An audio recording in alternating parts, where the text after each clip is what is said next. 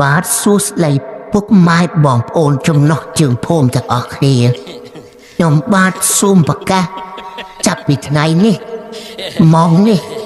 នាទីនេះតទៅខ្ញុំបាទសូមបដិញ្ញាចិត្តថាជប់ផឹកទៀតហើយសូមបងប្អូនទទួលជ្រាបដំណឹងដល់សោកសៅនេះផងហើយបងប្អូនកុំឆ្ងល់ថា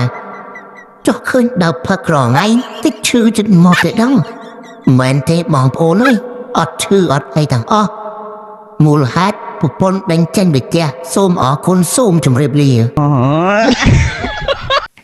សម្រាប់ពួកប្រកាសយកអននេះអញថាកំទាន់អាចផឹកអត់ជឿអញនេះឥឡូវសាច់ក្លែមិនទាន់ឆ្អិនមកសន្លប់អស់បាត់ហើយឌូអូប្រែខាងណាខាងនេះអូយហេអានេះងើបពោះឆេះទៅម្លាយរត់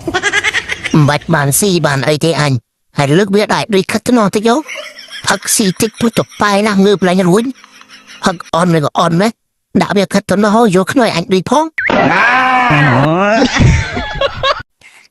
មកយ៉ាងនេះជីកង់យូរឡើងទៅមកហើយមកចាំបានជួយរុញណប់កាត់លឿនមកណប់ពងទៅហេវផងអានេះចុំបលជោអីស្មាននំខំគួយចាំអត់បានអញបកចានរត់ជន់ជើងគ្នាឡូ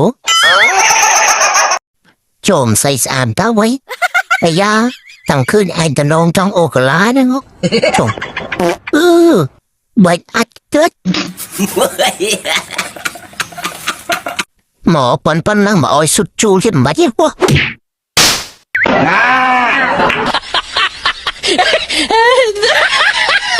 អាយ៉ាមកណប់ជូហោជូហោវ៉ាត់ឆាត់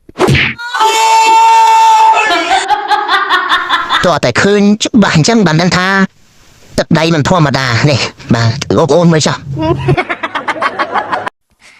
មកពណ៌ដែរត្រៀមចេញក្បាច់អស់គ្នាអើយមកជូជូជូ